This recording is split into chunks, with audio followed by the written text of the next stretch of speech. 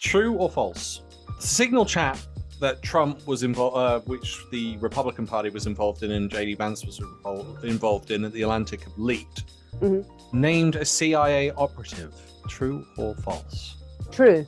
You think he did name a CIA operative? I believe that. I would not put it past him. Mo? I'm going to go with true as well. I'm purely taking it out of thin air and to back up my Scottish counterpart there. Thank you. Madge? What was the question, sorry? Did in the signal chat they mention the name of a CIA operative? As in someone overseas that you're not meant to mention by name? I'll go true. That sounds like something those goons would do. They didn't even know Geezer was in the chat. So you know. It is true. Well done, everyone. Yeah. You got a If point. this was an Ask the Audience, like, yeah. Agent Morris in Yemen, undercover agent, has infiltrated the terrorist group. Oh my word. And everyone's looking at him like, you? Humza, this goes over to Mo. Humza Yousef has announced that he's going to introduce a second homes tax. So if you own a second home, tax? a second homes tax. He announced that this week. Humza Yousef. Mm-hmm. He's stepping down, isn't he? So I think he talked about a second homes tax when he was First Minister. So I'm going to go with false because I think it was announced before. Madge? Oh, with true. Jenny? I'm afraid if it's a second home tax on the richest section, then true. If it's just a general, then I'm going to say true. True. It is false. Bro is Right. washed. Mo's taking the lead. He's so washed. Mo's taking the lead. He's washed. Madge, Venezuelan footballer, was deported by ICE because he had a Real Madrid tattoo. I'll go true. True. True. Jenny? Yeah, I'm going to be true. Say true. They've been pretty non-discerning in the people that they've been putting away of late. There is an actual clip of them kidnapping a doctor on the street. Yeah, there was a Yeah. Canadian actress Fucking vile. also held without charge for 11 days without any chance to contact anybody. Mo?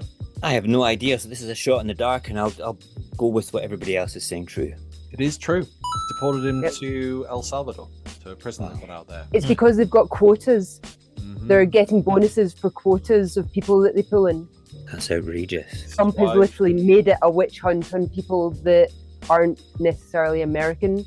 That's classic American colonialism. I think they did that with Native Americans and scalps and stuff like that, to be fair. So. Yep. Yes, Yeah. scalps.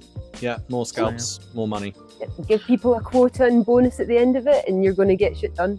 That's awful. America. Final question over to Jenny. Glasgow and Edinburgh this week announced that there is going to be a 2-day-a-week library opening times to save money.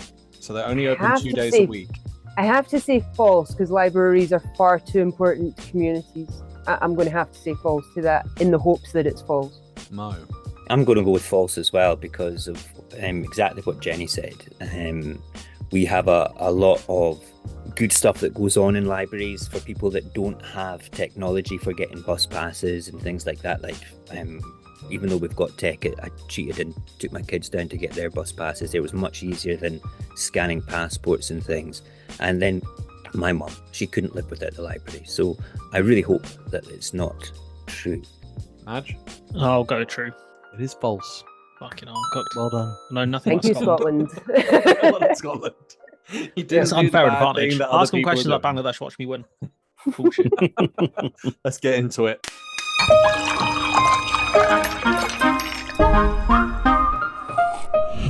Welcome everyone to the Sunday Roast, and we're back again with two lovely Scots. Jenny, please can you introduce yourself? You all know me. I run Random Scottish History. I've published books, podcasts, rsh.scot. Have at it. It's all there for you. I've got over 250 videos on YouTube now. Just do the thing. Yep. Mo? My name's Mo. I am a Scottish independence activist. I am very much that since I was 12 years old, and I'm 53 now. So it's in my blood. You cut me and I bleed saltires. I run a little channel on YouTube called Saorsa Scot. I have a website called saorsascot.com. I do everything. Videos, marches, blogs, run a big team of about 100 people across Scotland for it all. Love Scotland, hate Westminster, and I love England as well. My dad's English. He's a proper East End Cockney boy. So there's no two bones about it. We're all the same people, and we're all getting exploited by the same people down south. Feels like it after this week. Madge. Hi, I'm Madge. I run the Big Madge Studios channel. You can check me out because I've got loads of interesting content coming up. And on this podcast, I'm with Alex, who is not Scottish, like me. Where do we go with everything this week? I mean, we've got two Scots on, so I feel let's go with the Barnett formula. Let's stick with that to begin with and talk about what that is, what it does, and the damage that it potentially can cause. Mo, can you give our viewers a sort of sounding off as to what it is and what it does? And so where the devolved nations get their funding from, allegedly, is from this thing called the Barnett formula. And the Barnett formula started in the 1970s. I think it was 1978 that it was originally set up. And that was to sort of like divvy up the money for the different sort of areas. This is before devolution. Now, what it does, in its essence, the easiest way to describe it is that all your revenue from Scotland, Wales, Northern Ireland gets sent down to the Treasury. And there's all these boffins that like to use a spreadsheet or a formula to decide how much is going to come back from the money that went south into the Treasury. And it's done as a sort of a percentage per head of population. And then it's done for maybe you might get a little bit more in here or there as it goes through this formula. So to give you an example of how Scotland how this works for Scotland is we in 23-24 we raised about 87.5 billion in revenue. We sent that south. We got 41 billion back in our block grant for all of our devolved powers and different things going on. Westminster spent 30 billion on our behalf for the things maybe like defence or other sort of excuse me, other welfare issues like pensions and stuff like that. Then that left about 16 billion left over. Great, that's a surplus. But however, when you look at JERS that year, it says we were 22 billion pounds in public spending deficit. Now that 22 billion pounds is not spent on Scottish public services. Not a chance, because we would have the greatest public services you could possibly imagine if that was the case, right? So we send the money, they decide how much we're going to get back, and it goes there. Now, if at any time there's cuts to public services in England, done by Westminster, say for the health service, that then affects Scotland. So if, for instance, if Keir Starmer decides we're going to spend less on health service, they have less per head of population getting spent, so Scotland gets less and less and less. So if there's more privatisation going on with the NHS in England, they have less money going to that, so we get less money, but we're not privatising. So this is where a lot of people turn around and say, hey, look, you get a lot of money from Westminster, but we don't. We send more down than we get back. We spend less than what we have sent, okay? And I can tell you where that 22 billion public service deficit comes from, and it's quite interesting, right? So we have to pay a share of around about 8.1% of a lot of things that don't affect Scotland. So again, using 23-24 as the example, there was 265 billion pounds spent on quangos down south. Quangos being your non-governmental sort of entities. It could be public parks, it could be the museums, it could be anything at all. Just all your non-sort of governmental department things. Now, 8.1% of 265 billion is round about 21.5 billion, which is too damn close for my liking to be that 22 billion. And it is deemed as public service spending. So I think they rounded it up, put it in jars and says, hey, you've got a deficit of 22 billion pounds. You're rubbish. Scotland bad. Scotland bad. And we get that all the time, all the time. So this budget, which I think we should be talking about as well, okay, will have a knock-on effect over the next couple of years into Scotland with our spending. And my question is to everybody here just now is, why can't Scotland keep all its money? Why can't we spend everything that we earn? Jenny? Just on the issue of the quangos, across the board, like everyone is coming out again about the fact that getting rid of NHS England is getting rid of one of the world's largest quangos, which is quasi-autonomous non-governmental organisation, and NHS England, which is fine, but at the same time, Labour, since coming to power, have set up 27 quangos. So, wow. We better and that's just, where a lot of money is being put into as well. we So better they tell might our be audience what a claiming some quango back is. from killing off their world's biggest I quango with think NHS she did, England. didn't she? A non-governmental thing. Didn't you mention what a quango was? It's a quasi-autonomous, non-governmental organisation is what quango stands for. And they Best have a different, description ever. and they have a different role that they're given to be able to administer whatever it is. So whether it's the NHS in England, or they're not like a consultancy group or anything like that, are they? They're out with It's the literally government. admin. And then it's given that public-private status, so you can manipulate the best out of public and the best out of private, supposedly. Yeah. I mean, the Scottish not to say that it NHS is does. governmentally owned. The Yeah. Scottish NHS, that's a government organisation. I don't believe that Scotland has a huge amount of quangos on the go. I Quite can a give you an lot. example of a Scottish one. Scottish one Mm. would be like the National Museum of Scotland in Edinburgh. They Mm. get government funding, okay, and they're considered to be a quango. But you can't imagine Scotland without the National Museum. You can't imagine England without the what's it called, the Victoria Albert Museum. These things are necessary. They need to have some sort of funding, otherwise they become somewhere where you might have to pay to get into. And we don't want the history of our heritage to be, not available to the public for a certain extent, anyway. I mean, that's part of the reason why they were created in the first place, was Yeah. to offer up an education facility to the public, both Yeah. museums and libraries. I think the libraries are struggling a little bit because, the generation coming through doesn't read as much as probably we would like, but you can still use those spaces for an educational purpose. It's just Yeah. repurposing it in a more modern era. Definitely keep the books, though. I think they just look great in the background. There's plenty of groups and childcare services and whatever that operate out of libraries, as well as your opportunities to read and research and study. Yeah. Sometimes MPs use them as well for MP surgeries. Yeah. Also, you just play board games there when they don't lose all the pieces. So when you're looking at this Barnett, interestingly, I looked it up. Even the creator of the Barnett formula thought it was rubbish. Yeah. Is the Barnett formula a thorn in Lord Barnett's side these days? Well, in one sense it is, in the sense that it's so unfair and my name is attached to it. On the other hand, people tell me, like I was told by Maurice Sachi, that I should be very proud. Some people don't have these kind of things. They have houses, streets. You've got a formula.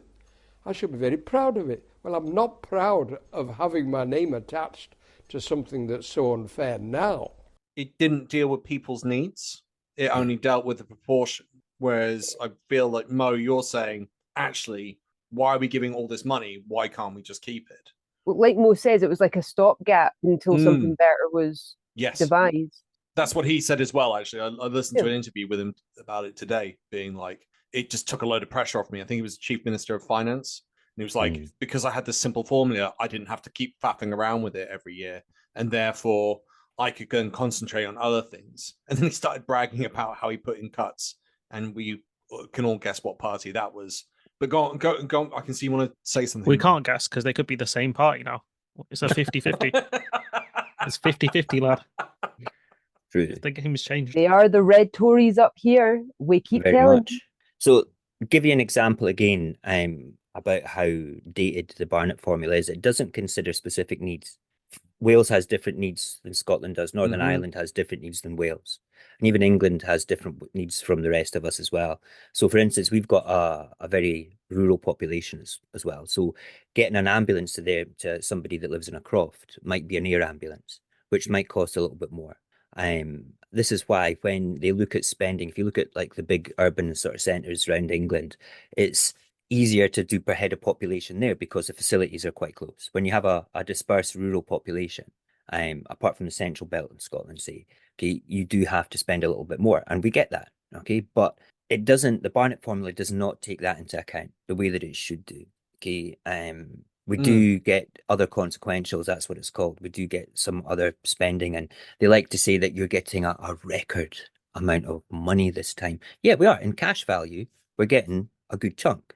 Right, but as a percentage compared to previous budget years, we're actually getting less. Do you think that message gets through to the Scottish people? No, as much as what? And It's why too do you think nuanced. that is? It's such a thing to try and describe to people that by the time you're 2 minutes in, people are like tuned out and they're already thinking about other things. Like, down to the fact that everything's busy. And I mean, I was looking at the stats and figures earlier, because I mean, there's other stuff we're going to talk about today, which included land reform, which also ties into this slightly. But I was looking at, I mean, strangely enough, I think for wages, you guys have done slightly better than England, at least in the public sector. So I was having a look at the last 20 years in terms of wage rises. We talked about this last week. I think Scotland's had, over the last 20 years, 11% increase in public. I think it's 7% in private. You know how your government keeps wailing about your doctors and nurses and skilled staff going over to Canada and Australia and places that are prepared to pay them more? They fail to tell you that Scotland is also robbing England of its nurses and doctors because they're paid better up here. We've got a massive brain drain, which no one's talking about, but it's a twofold. Scotland's always had that. Scotland's had that since 1603. Which was why leaving the EU was so devastating, because you guys were recruiting from the EU like quite easily. I mean, compared to now, and then your ability to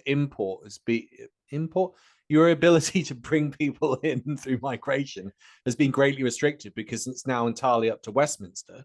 That's been a continuous Scottish complaint, though, the fact that the overwhelming anti-immigration rhetoric from Westminster, which has been on the go for decades now, completely goes against everything that Scotland stands for and requires. We keep saying, you, by all means, like, limit the immigration as far as England's concerned. If that's what you want, if you feel like you're overpopulated and you don't need the workforce from outside, that's fine. Legislate for yourselves, but devolve the ability for us to regulate our own immigration, and it's never happened. I do wonder how they would do that, because I don't think there's any country that has devolved immigration like that. It's something that needs to be worked out, though, because it is purely detrimental to our country. But then again, you're saying the same thing with the word country. We're not. We're a union. And this is the thing that I never seem to get, which is really interesting in the wordplay that you use. That's the biggest lie, is that Great Britain or the UK is a country. It's not. It's no more a country than the EU is a country. People in France, when asked what their nationality is, don't go, oh, I'm European. Yet you've got people all over Britain who are unionists going, I'm British. It's like, do you? Where were you born? Do you have that? Where were you born? Like, you might if you're born in Scotland, you're Scottish. If you're born in Wales, you're from Welsh. If you're born in England, you're English. Like, you're no British unless you were born on the border, like with your legs in one and your head in another. You know, like. Do you get that? Just to clarify, then, you're saying that you don't get many people saying British? Up here, far less than used to be. Up here, you're going to get a lot more Scottish before British. And even when it comes to websites, like when you're purchasing anything for any website or doing anything, registering for anything, and it comes up with country, guaranteed a good 70% of us are going to look for Scotland before we start trying to find Great Britain or UK. When you guys do your YouTube videos, what do you put down as the location? I put Glasgow. You put Glasgow? Yeah. But it comes up Glasgow, UK, which fucking... It would be interesting to have the choice to say that we can put down Scotland rather than Britain or the United Kingdom. What do you put down? I have to say, when it comes to, like, you know, you like schedule a video to go out and it asks for your time zone, I do put Dublin before Scotland, before London. I'm going to start doing that. I've never done that before. I just do local time for scheduling. Oh no, I always go for Dublin just to make a fucking point. I'm doing that from now on. What do you put, Madge? I have no idea. I genuinely never put the location down. I press button and it uploads video to local time, I guess. I'm like, bro, I work full time. I ain't got time to check this stuff. I'll be honest. So I click button. If I don't see the video uploading, I cry because I probably hit the next day, and then that's about it. That is my process. If I see the video in my notification feed, I'm like, yes, that's a win. And that's it. Yep. I normally put Europe. That's what I put down, which seems to make a lot of sense because I clearly have a European following on my channel. So I'm like, why would I not say that the location is Europe? Because then I would assume YouTube would push out. That's why I was a bit curious as to what you put. Can I ask you a question then? Okay, you said earlier on that you couldn't get your head round saying that we're not British. No. I don't think I quite said that. I think I said, what did you say? Do you say that or do you not? That was more. All right. Well, I was curious about. Okay, so I think then maybe what I was trying to say was, for the same reasons, then why do you put Europe down?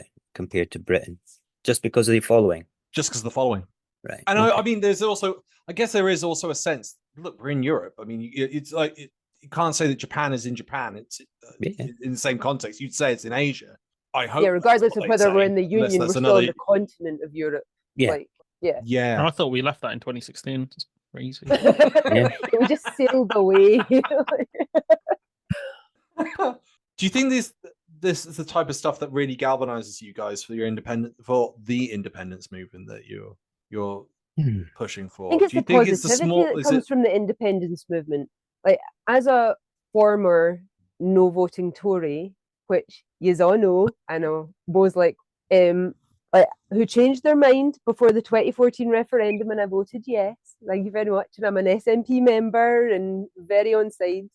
What am I trying to say?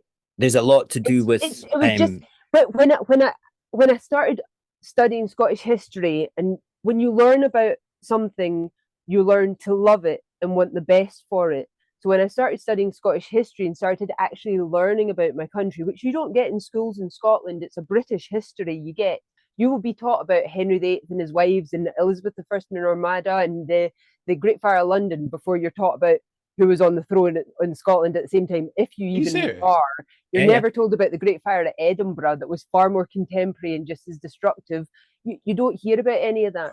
So when I started learning about Scotland and got on side with the fact that the rhetoric I'd been given growing up that Scotland was going to become the non-PC term of a third world country should we split from the Union, when I changed my viewpoint and actually started interacting with the pro-independence side as one of them, it was such a revelation just as to how positive the movement was. Suddenly it wasn't Scotland can't do this and it's too wee and it's too poor and how could we survive without all the benefits we get from Westminster. Instead of like constantly putting your country down, which is all the unionists have.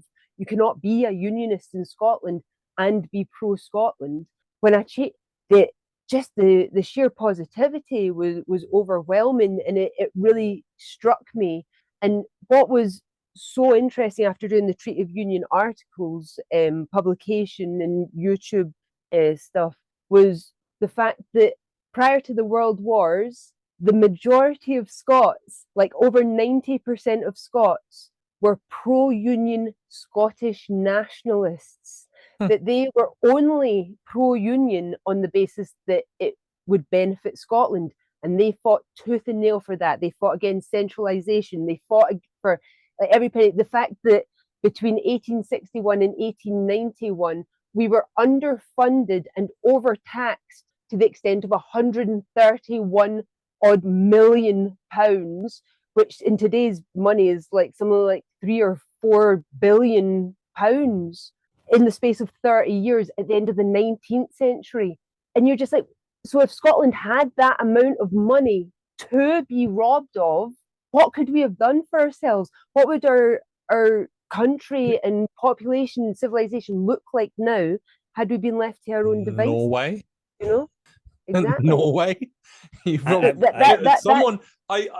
It always blows my mind that no one sets up a sovereign wealth fund. I have no clue as to why that's still not been done. And I think it's because of the Crown.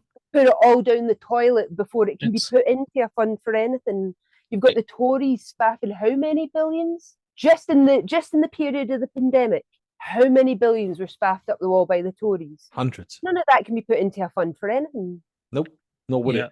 I think with that, it's because of the Crown. Because if you look at the sovereign wealth fund for Norway, it's predominantly oil based, and the oil money around the UK goes to the Crown. The Crown owns all of the oil. We had this question on a quiz before. I'm pretty sure they sell it. They own the seabed, so they get which is where the oil is. But I don't think the Norwegian king owns their seabed. So yeah, I think it's state owned. It'd be state. They've definitely got a different system over there. But that's what I mean. Their monarchy system's different to ours. So because of the Crown estate, they get the money instead of us. Just like all the buildings and stuff, they could have done a sovereign wealth fund with all of the buildings that they own and use it for tourism. Just like you can go to the Sicilian Palace. I got that one wrong last time I mentioned it, but I'm pretty sure it's that one in Berlin. You can go there, pay €15, and you can go check it out. And I recommend it if you're in Berlin. It's cool as hell. That area is really nice. I'm There's other 100% areas. positive if we got self-determination, the majority would then vote for a republic, ditch that fucking king, and we would take our own resources back. Whoa, he's just been put in hospital. You can't say that. Screw that guy. Whoa. But anyways, yeah, it's like Palace of Versailles. It's like a heritage site as well. So a lot of the things the crown owns would be like probably heritage sites where people pay like a couple of quid to go in, like 10 or something like that. You can go check it out and see everything properly. Yeah. Like I said, the palace, really nice. Went there a couple of years ago. I might try and go back maybe at some point. I will Or show it would people all my end cool up pictures. under organisations like Historic Scotland or National Trust, where you just get a membership, you can just go free to all of them, and yeah, it would just become like super touristy, and it would be a money maker. Gomo. I have a Historic Scotland pass as well. Best do I. investment I've ever had. Yep. Ever. Yeah, We've National taken Trust off as castles well. every summer. Yep. As many castles as possible. taking it off. And we Well, me got and the Aki's one. mad go out every week to get around as many as possible. We're in Melrose today, which is Historic wow. Scotland. Like, yeah. You realise I'm So- now going to have to make sure there's B-roll for every single one of these castles that you've mentioned. That's a good idea. It's not a sponsored video. It'll be a nice little image for everyone to have a look at. I want to move on a little bit towards, I think, land reform, which is pretty important, and combine it with a bit on austerity, and then we might have a bit of time to talk about Trump as well. With I think we'll go on to land reform first, because I'm quite interested in this, because this is quite unique. Can you give us Jenny, can you give us the percentages for Well, ownership what I'll do is I'll tell you the state. Scotland? I'll tell you the state of play in 1894. I'll tell you what the Land Reform Review in 2014 found, and I'll give a wee bit of what was discussed yesterday, just to give you a kind of timeline of how it's changed, I guess. So, from the Edinburgh Evening News, which was Thursday, the 8th of February, 1894, page 2 of that paper, it tells us that the total acreage of Scotland is 18,946,694 acres, and one owner alone had 1,326,000 acres in Scotland, and also 32,095 in England, or a total of 1,358,548 acres. 12 owners have 4,339,722 acres, or nearly 1/4 of the whole of Scotland. Or in other words, a tract of country larger than the whole of Wales and equal in size to 8 English counties, the Bedfordshire, Berkshire, Buckinghamshire, Cambridgeshire, Cheshire, Cornwall, Cumberland, and Derbyshire. This is startling enough, but let us proceed. 70 owners have about 9,400,000 acres, or about 1/2 of Scotland, while 9/10 of the whole. Say that again. 9 owners had half of Scotland. 9 families. 70 owners have about 9,400,000 acres, or about 1/2 of Scotland, while 9/10 of the whole of Scotland, that is of the whole of 18,946,694 acres, belong to fewer than 1,700 persons. Then we get to a bit of an update. The Land Reform Review of 2014. We were told a government survey in 1872 found that 90% of Scotland's land area of 7.9 million hectares was owned by 1,380 private landowners. Studies in the 1970s showed that 100 years on, less than 1,500 large-scale private landowners still owned 60% of Scotland's land area. It is claimed that currently 432 private landowners own 50% of the private land in rural Scotland. The latest estimate of Scotland's population is 5,327,000. So this means that half of a fundamental resource for the country is owned by 0.008% of the population. As a measure of inequality in a modern democracy, this is exceptional and is in need of explanation. The activity of the Danish businessman Anders Povelsen, who we freaking love, who has purchased 6 large estates in recent years to become Scotland's second largest landowner with around 65,000 hectares, has also contributed to this apparent reconcentration, and this case also illustrates just how readily the reconcentration of ownership can occur. And that man also allows hunting on his private grounds, which you can do out with the law. As in, any person can knock on the door and say, "Can I come in and hunt?" And he goes, "Yep." He tends to invite people to organised hunts on his land, as far as I'm aware. Now, I've got written notes from yesterday's So this was the stage 1 debate on Land Reform Scotland bill, and it was proposed by Mary Goujon. And she did make the point that Egg and Assynt have actually been successful in obtaining communal ownership of their land. So it is possible. And So what does communal mean exactly? The community as a whole have bought the land on which they reside and work and operate. Wow. So a group of you could turn up and just purchase that land in theory, and that would be communal property. Yeah. So and the then problem you could is develop that, it between your community.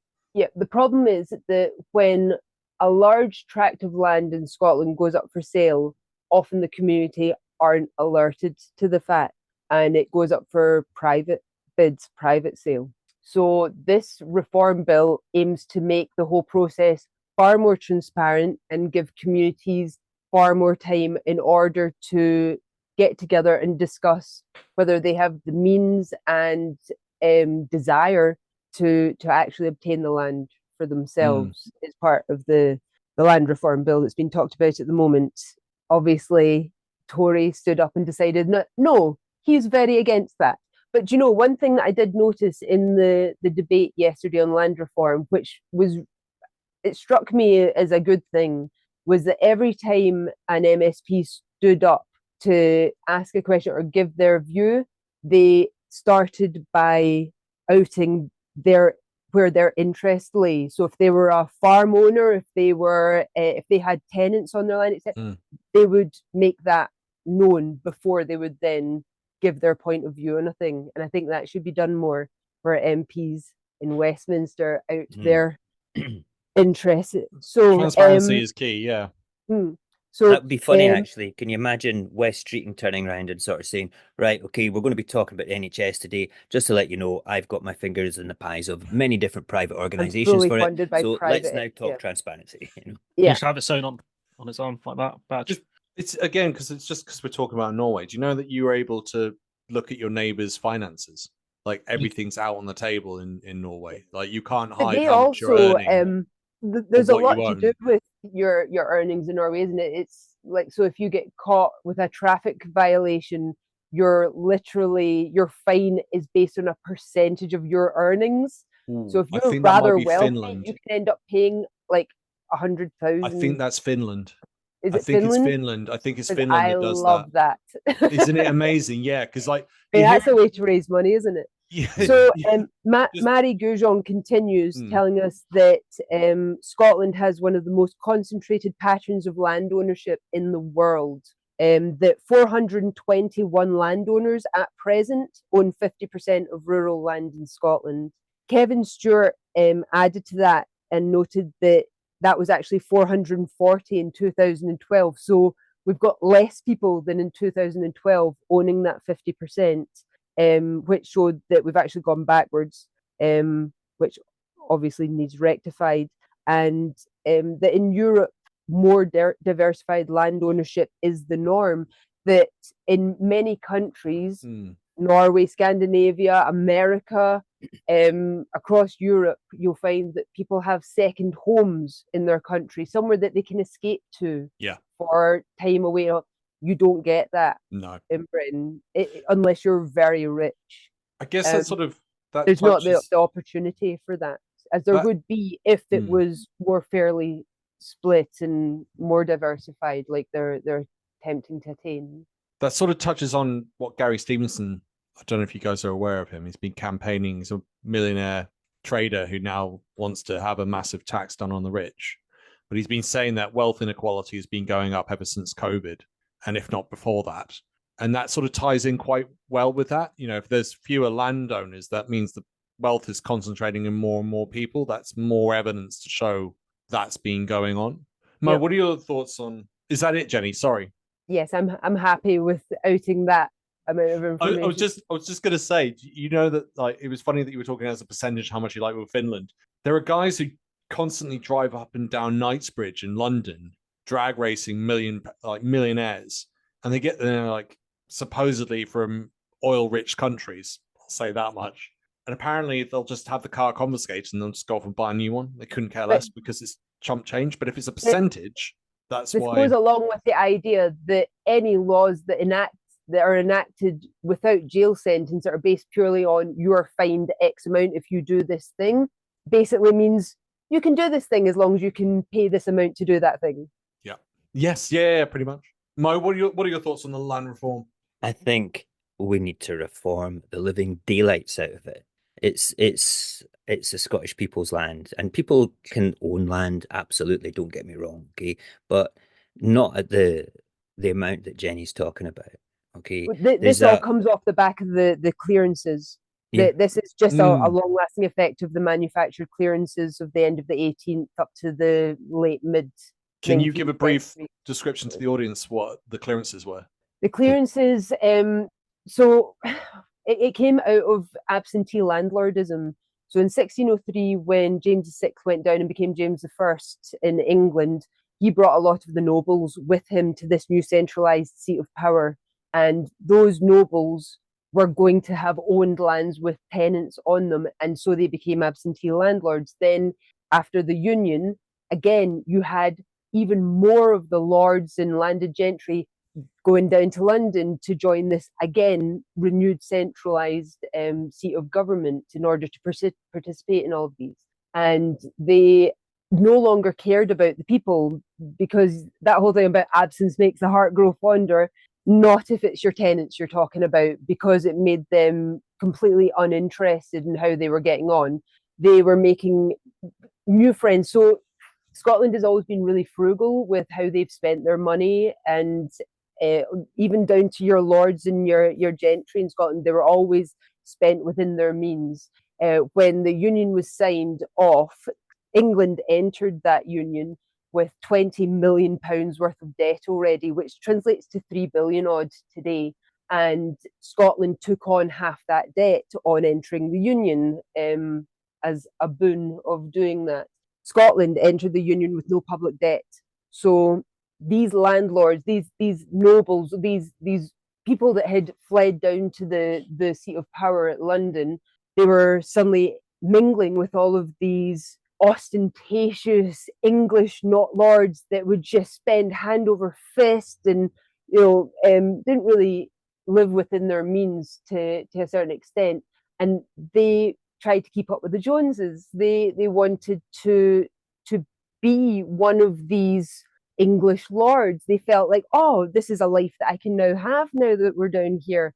So in doing that, they wanted to also bring their English friends up to Scotland to see their lands and their beautiful countrysides and their hunting forests and the salmon in their rivers, etc. But who wants to do that when you have these dirty peasants living and working on the land and living there, etc.? So what I mean by manufactured is that there were instances where landlords, the lords of the land, would say, okay, we want to evict you, but if you're able to pay X amount of rent to me by this date, then you'll get to stay. So the people would go to market and try and sell their cattle and everything. Prior to doing that, the factors of the lord had gone to the market and told everybody, if you buy anything from these people, you're going to be done. We're going to come down on you. So the tenants would go try and sell their wares, their cattle and everything. The cattle came to about £6 in about the kind of early 19th century each. So they would go to the market, try and sell their and no one would buy anything from them because they had been warned off. So then they would have to sell the cattle to the lord, who would buy them at half price, meaning that they didn't have the money to then pay him what they needed. And so you could then clear them off the land. Being in arrears to your lord meant that he was allowed to then call in the law to evict you. Wow. That was one part of it. Another part of it was the lords, these same insidious arseholes, would tell the people, listen, I can guarantee you a better life in Canada. We've got everything sorted for you. We will take your crops and the valuation of your crops and holdings, and that will pay for your trip to go over there. So you won't owe us anything for the travel. Everything's set up when you go over there. You get to, there'll be someone waiting for you in order to then take you to land that will be yours, that's been set aside for you. All of the amenities, you'll be set up for life. And some of the people went for it. Other people needed to be handcuffed and dragged onto boats. And families were split up through this. Others would escape into the mountains just to escape being transported in that way. And so families were just split up and people would die in the attempts. And when they got to Quebec, there are news reports out of Quebec saying, we have just had 2,000 Scots come from this one part of Scotland who've arrived.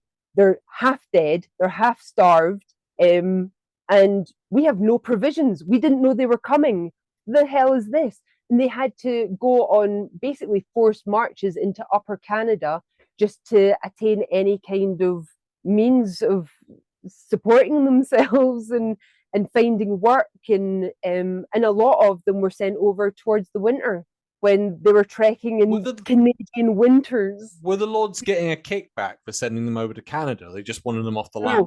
They wanted so what they would do is actually they would take bids on the land, or they would have friends say, oh, I would quite like this extent of land that you have, and they'd go, you can have it, guaranteed, like promise that person. There would be money exchanged, and that's before the tenants have even been told, by the way, you're out. Did they not have forced clearances with like the redcoats as well, and like military roads to march them down and stuff like that? The military weren't often called in. It had to get to proper rioting before the military were brought in, and that's the kind of thing that you found in Durness and Sutherlandshire. Right. Sutherlandshire was a real hotbed of shit when it came to the clearances. The people were so destitute, and the Duchess of Sutherland, literally, when even like organizations in England were raising money to help these poor people they kept hearing about up in Scotland, the Duchess of Sutherland went, no, see the portion that you've set aside for Sutherland, don't you worry about it. We'll take care of our tenants. We'll do for them. And she seemed really beneficial and such a wonderful person that she was going to take care of her tenants and the population that lived on her land. She didn't. The grain that was sent up was given to the animals until it rotted, and at that point it was given to the people. The people also had to pay for the Duke of Hamilton statue.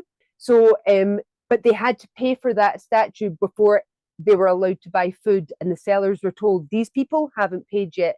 You're not allowed to sell them any grain. You're not allowed to sell them anything. So, I mean, people are quite up in arms about that statue of Sutherland, quite rightly, because it was obtained by horrific and devious means that killed people, that starved people and their families to death.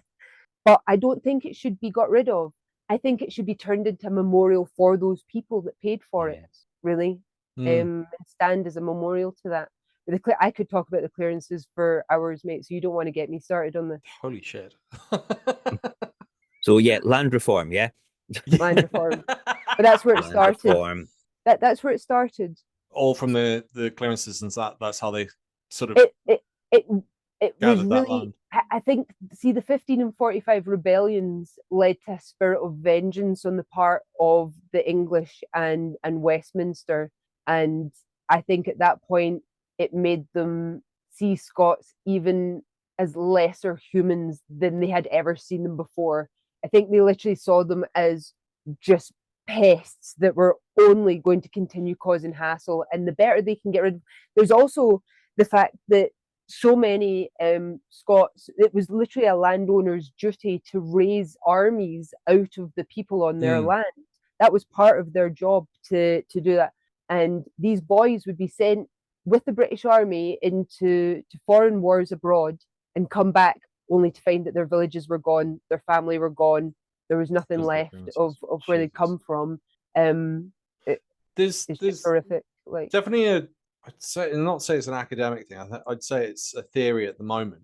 But the idea is that part of the reason why you have attitudes in American business and in English, it's sort of thing of, I can only say English, I can't comment on the lords and the gentry in Scotland because I'm not aware of it as much.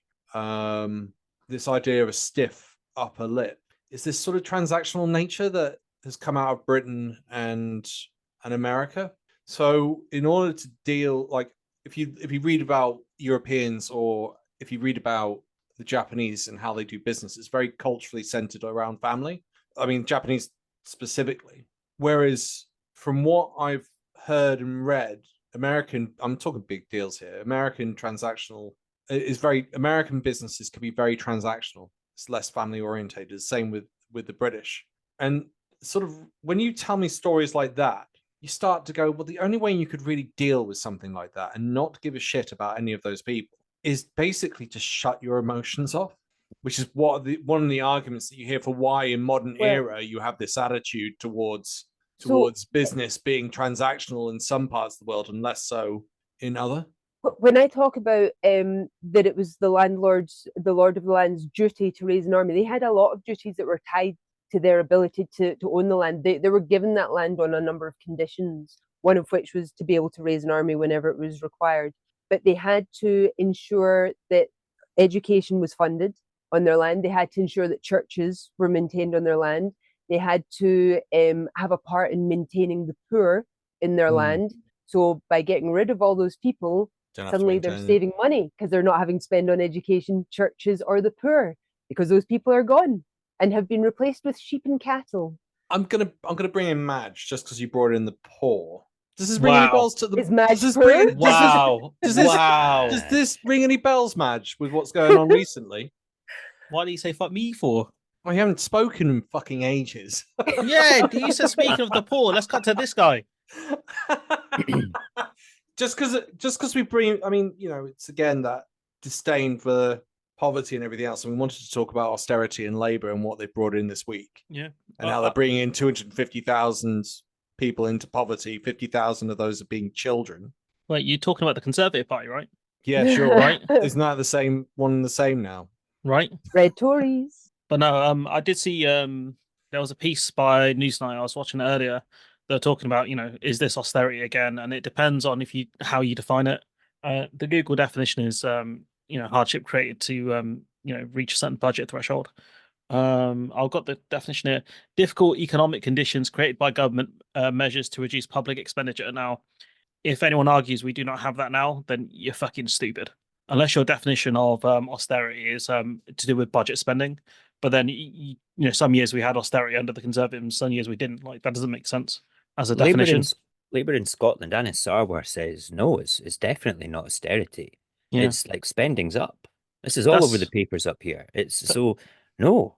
That's what I mean. I can send you the clip, to be fair, Alex. It's probably worth listening to, or you just steal the graph Rachel off Reeves.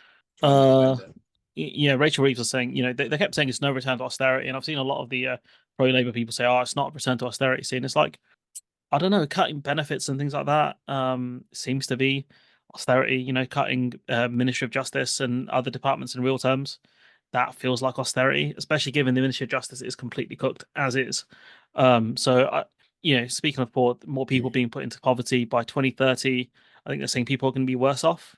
And the party haven't done a lot apart from saying they're going to build houses. Like, that's nice. I won't be able to afford one, so it doesn't really help me that much. And just mean there'll be more annoying people around where I live. So yeah, thanks guys. But ultimately, like, it's not looking good for people, like the worst people, not the worst people, sorry, the most vulnerable in society. I saw No Justice did a clip talking about how this is the easy decisions. Going against rich people, that's the tough choice. That's the hard decision. That's true, to be fair, because they can lobby and they have you know, groups in their interest. You know, the fact that they weaken the non-dom rules because they were lobbied by people that were non-doms. It's like, okay. And, you know, people who argue the rich are going to leave and whatever, it's like, they're already leaving, guys. Like, if their business interests are here, they're going to stay. If their business interests are elsewhere, they're going to go. You know, the argument of we need to, I saw them talking about, you know, getting rid of the digital service tax in the hopes that Trump doesn't tariff us, is like, he's probably going to do that anyway, guys. Like, let's be honest. He's going after everyone. He's trying to make a big show of it. You know, the UK is the most cucked mentality I've ever seen, that we're going to give all these American corporations all of these benefits in the hopes he doesn't tariff us. It's like, no, it's like you talk to the guy and you try and cut a deal. Like, you don't do all this nonsense in the hopes that he sees you. So notice me, guy. That's what they want. It's tragic. So the EU goes, we'll put, all right, you got to do that. We'll retaliate and put 26 billion on you. Go fuck yourself. And Rachel Reeves goes and begs that he doesn't do it. Yeah, that is our best stance. That is the Brexit bonus they all promised. You got here. They're preparing to scrap the digital service tax. It's just the 2% tax on US tech companies. Amazon, Google, and things like that. And people try to argue that it's a good idea in the hopes that we don't get hit by tariffs by America. It's going to do it anyways. Like it's gonna happen. Unless we give him some ridiculous deals and stuff like that. I just don't get it. So the UK is he gives a state visit. They'll get rid of the tariffs, won't it? Probably. I mean, if you say some nice shit about him, yeah. Two state visits because it worked so well the first time. You had to do it again. I just, from what I've seen about this budget, it's just she's kept the numbers exactly the same as October by cutting, essentially entitlements, welfare and things like that. And that budget in October wasn't great, anyways. There wasn't a ton in there. And I said it over a year ago. The fiscal rules are complete nonsense, and she keeps talking about it. And that's what's going to destroy him in the end. It's this stupid fiscal rule because they can't borrow more money. That's the problem. Other countries have run higher debt to GDP than us. France, for example, you don't see everyone saying, "Oh, France is going to collapse, guys. It's over."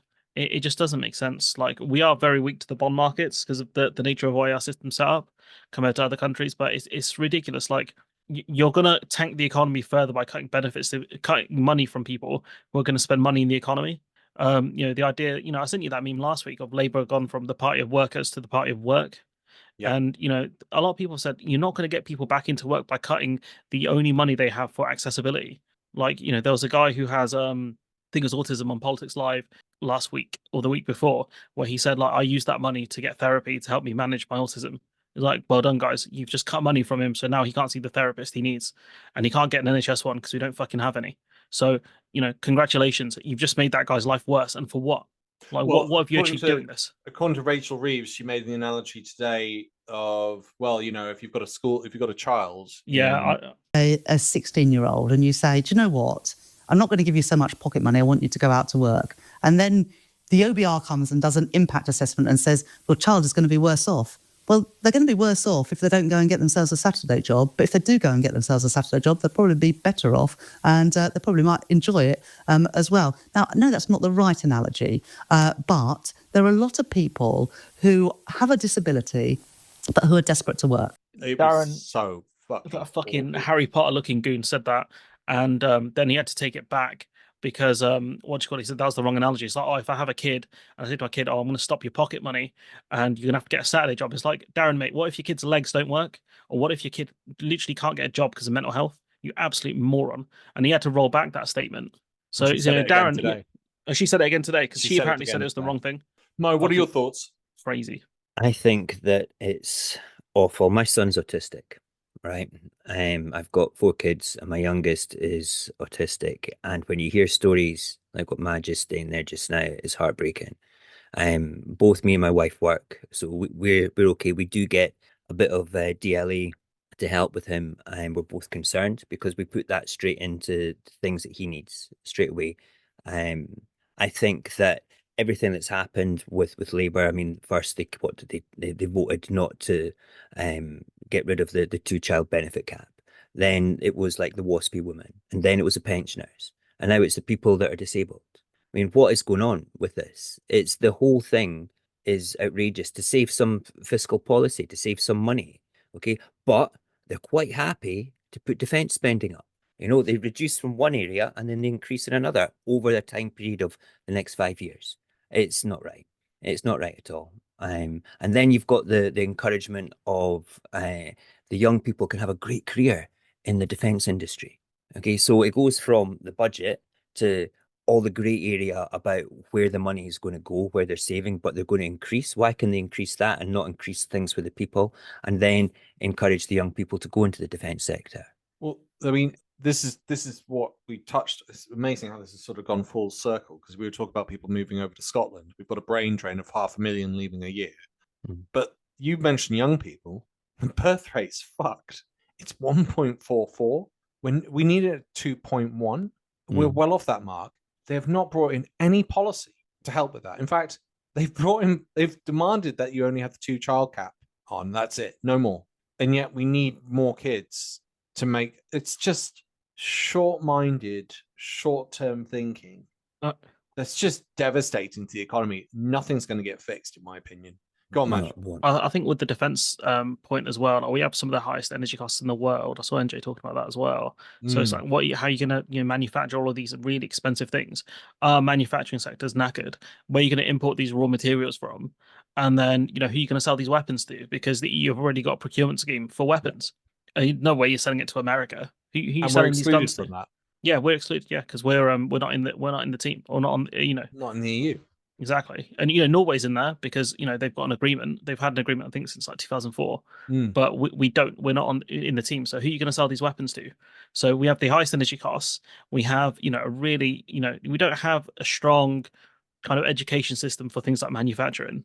So that's not going to work. So this idea, it's like the Conservatives said, this person's a ballet dancer, but they've got a job in cyber.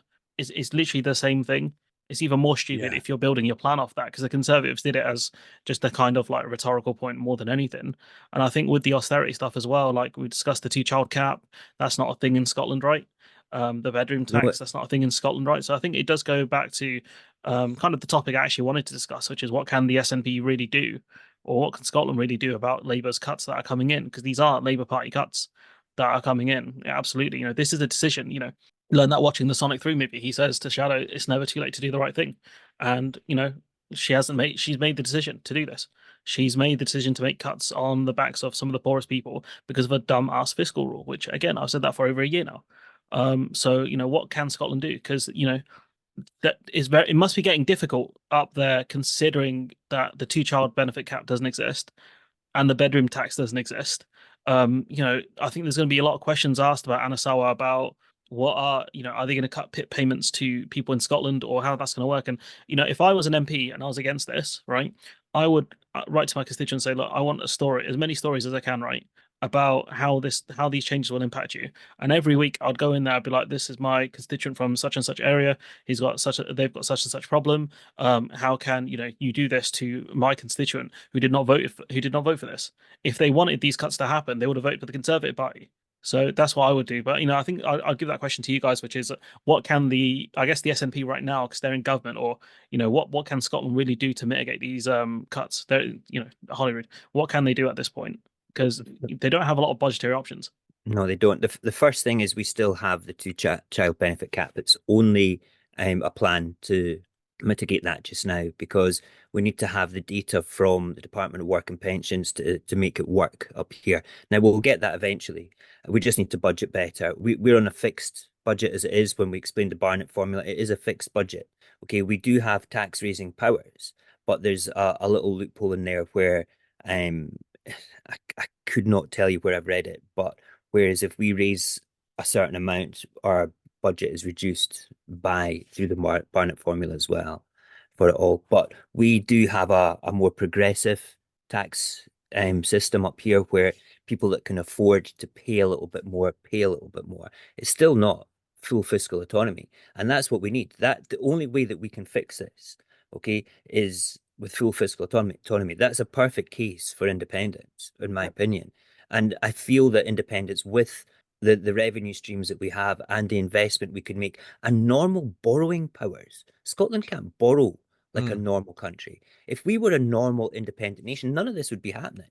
Okay, in the same, we might have like modern problems that are slightly different from there, but we wouldn't have arseholes doing stupid things for the fiscal rules that you're talking about.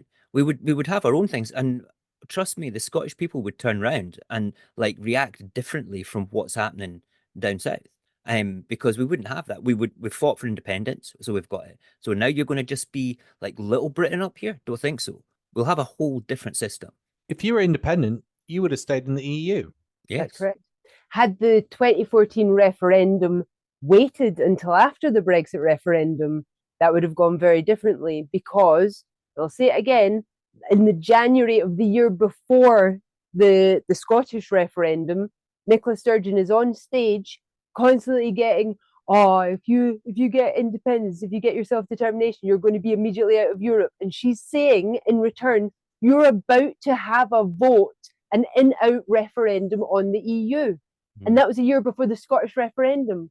Why did they not wait until after that vote that they knew was coming? It was because Alex Salmond was, well, I've heard it said that his gambling mentality, he was kind of pushed into just doing the thing. He was galled into it, and that was a failure on his part, to be honest. I think with that as well, David Cameron didn't think that referendum was going to happen either. He thought there'd be a coalition with the Lib Dems again. That was his gamble as well. He thought that he was never going to have to do that vote. Nicola Sturgeon is literally answering these constant attacks of you're about to have an in-out referendum, and she was very certain about it. Mm-hmm. She was. Cameron wasn't, and he was the person that was there. That was the problem, because he thought there'd be another coalition. That there was no one more surprised about the Conservative Party winning a majority on that night than David Cameron. Because after all the shit he did, he was like, they fucking voted for me again in higher numbers this time. Because my man can't eat a fucking bacon sandwich. I'm gonna have to say, it was nice, just on a slightly positive note, to see the Brexit, to see so many MPs in Parliament talking about how crap Brexit's been. I think there were 41 of them, and they lambasted it. I think there were 2 people that tried to talk well of it. I know one was DUP, I can't remember the other. But that was it. Out of like 41 MPs, they just railed against it. It didn't get any promotion. Unfortunately, we're at an end. That fucking flew by. Thank you so much to our guests.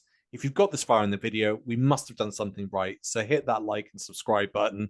And thank you. Bye, everyone. Hail the lamp. Hail the lava lamp.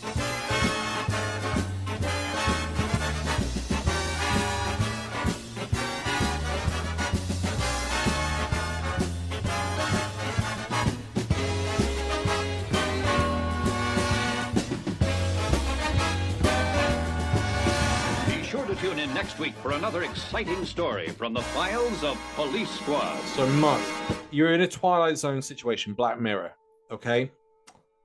Mo, you get Scottish independence, but Alex Salmond is First Minister for life. He's dead. Or... we bring him back, we revive him.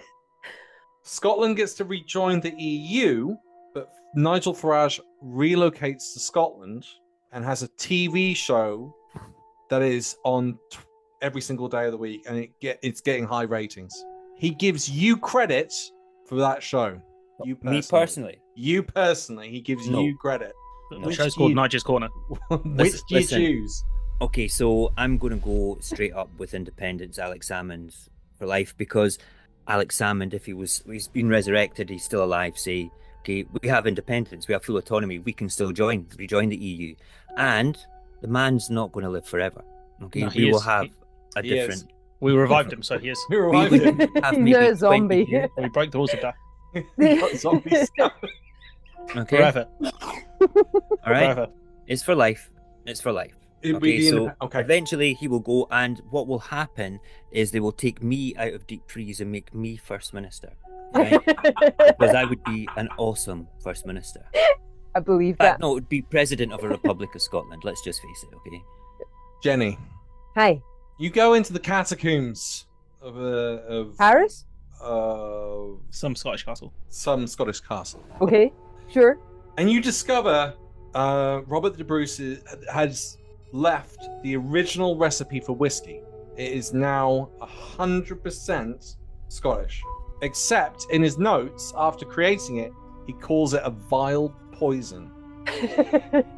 Or your alternative is, in these same catacombs, you can only take one, you discover the original recipe for haggis. It's over 1,000 years old, but you discover that the original, and so lots of pride and everything else, but you discover that the original recipe included rat meat. Which one do you choose? Whiskey. I'm a whiskey girl. I've never eaten haggis because I can't get past the smell of or look of the thing. So no, it's going to be the whiskey. But also, whiskey wasn't as big a drink back in Robert the Bruce's era. Yeah, no, I mean, the 80s. But whiskey every time, because haggis is disgusting, and those that eat it are the bravest of Scots. I quite like Twice a week. Twice a week. You have it twice a week? Boggin. Oh, yeah. Boggin. Breakfast haggis. No. Sliced breakfast haggis. No. With whiskey on the top of it. I've got about 5 different bottles of varying whiskies in my house at any given moment, and I would suggest that rate's higher than your haggis munching.